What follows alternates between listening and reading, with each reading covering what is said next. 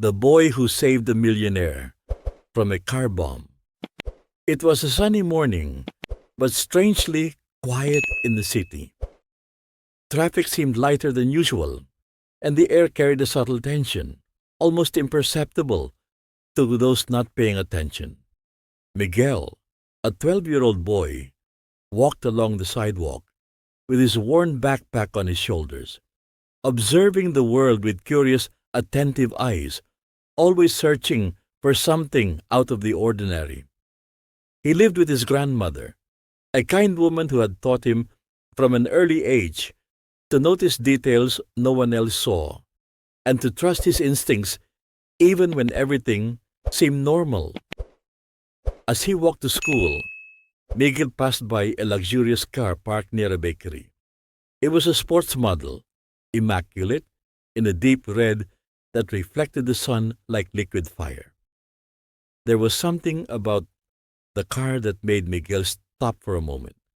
Perhaps it was the slightly open passenger door, or maybe the way the wind seemed to whisper through the cracks in the glass. He couldn't explain it, but his heart began to race. Miguel tried to ignore the feeling and continue walking, but he couldn't. Something told him that this car, so shiny and perfect, hid a danger. He remembered his grandmother's stories about listening to life's signals, small premonitions that could save someone from great tragedies. Without thinking twice, he decided to approach the car again.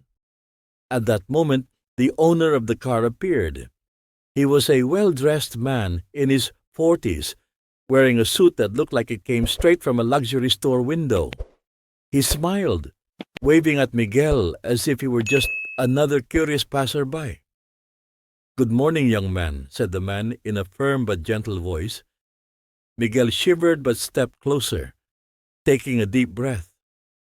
"Sir, I I don't know if I should say this, but I think there's something wrong with your car," Miguel said, his voice trembling. The millionaire laughed lightly, assuming it was just a child's concern, but he noticed the boy's serious look and firm stance, something only children with extraordinary intuition possessed. "Wrong? With my car? Are you serious, kid?" Miguel swallowed hard. He pointed to the hood where a small metal box, almost invisible, was partially hidden among the engine wires. His heart was pounding.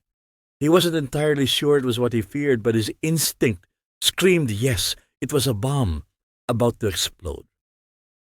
The millionaire froze. His expression shifted from curiosity to horror, realizing the gravity of what the boy had just revealed. With courage far beyond his years, Miguel took the phone from his backpack and began calling the authorities. Each second felt like an eternity, and the wind, once gentle, now seemed heavy with foreboding. The tension was palpable, and the city, oblivious to the danger, continued its everyday flow, unaware that in a few minutes a tragedy could be prevented thanks to a 12-year-old boy. The millionaire, whose name was Richard, felt his chest tighten as he looked at the small metal box nestled among the engine wires. His hands shook slightly as he realized the magnitude of the danger. How did you notice this?" he stammered, his voice barely above a whisper. Miguel shrugged, trying to appear calm despite his own racing heart. I felt something was wrong. I had to check," he said softly. Time was slipping away. Miguel's fingers trembled as he kept the phone pressed to his ear, speaking to the emergency operator in a rapid, urgent tone. "Yes, it's a bomb. Yes, in the engine of a red car, near the bakery on Elm Street.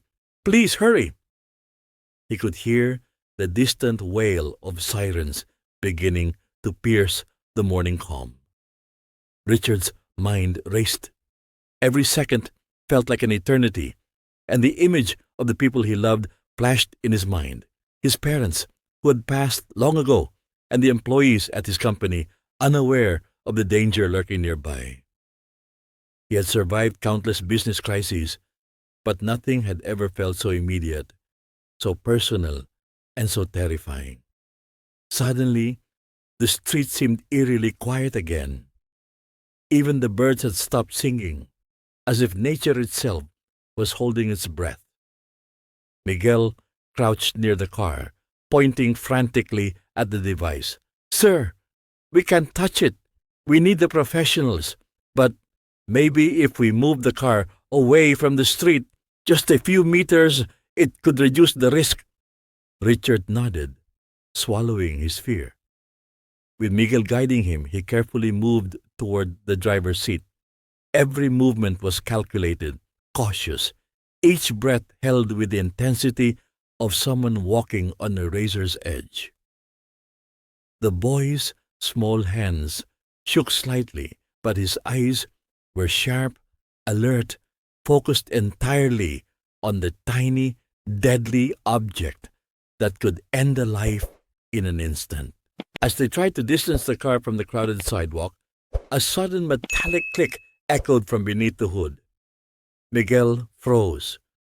Richard's hand went instinctively to the ignition, ready to reverse, but he remembered the warning in the boy's eyes. Don't touch anything! Miguel shouted, his voice sharp, desperate. The world seemed to slow down. Every second stretched endlessly, the tension almost suffocating. From around the corner, the flashing lights of the bomb squad arrived. The experts moved quickly, calmly, assessing the device with precision. Miguel and Richard stood back, hearts pounding, watching every careful movement. Miguel's eyes never left the box, his mind racing through every scenario he had imagined in the past few minutes. Richard felt a mix of awe and gratitude. This brave, extraordinary boy had not only noticed the danger, but had the courage to act, risking his own life in the process. Finally, one of the experts carefully disarmed the bomb, lifting the metal box with meticulous care. The tension in the air seemed to evaporate instantly.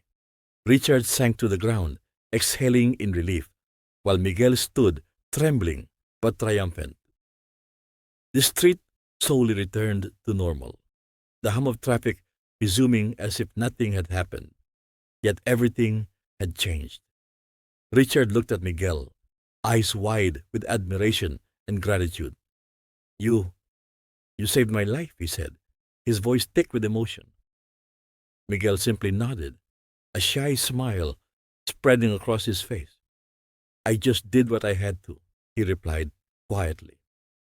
In that moment, the bond between the boy and the millionaire was sealed, not just by the act of heroism, but by the shared understanding that courage, no matter how small the body it resides in, can change the course of fate.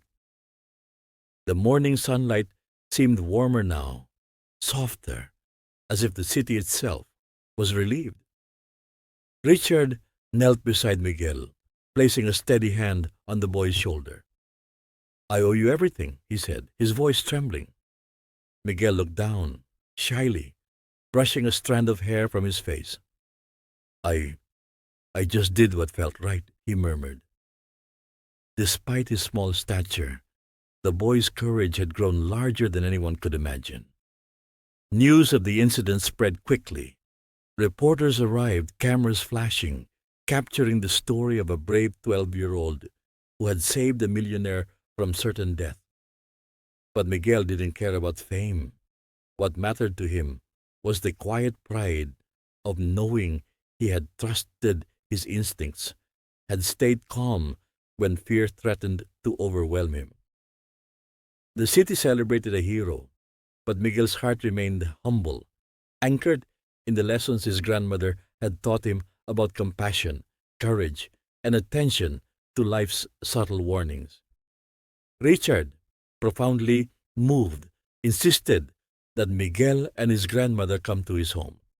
The mansion was vast, luxurious, yet that morning it felt warm and welcoming rather than intimidating. Richard introduced them to his family, not as guests, but as heroes whose bravery had earned their place. Your actions today reminded me of something I had forgotten, Richard said, his eyes glistening. Courage and goodness can come from the most unexpected places. Over time, a deep friendship blossomed between the millionaire and the boy. Richard ensured that Miguel had every opportunity to grow, study, and explore the world, while Miguel's wisdom and empathy reminded Richard of what truly mattered in life.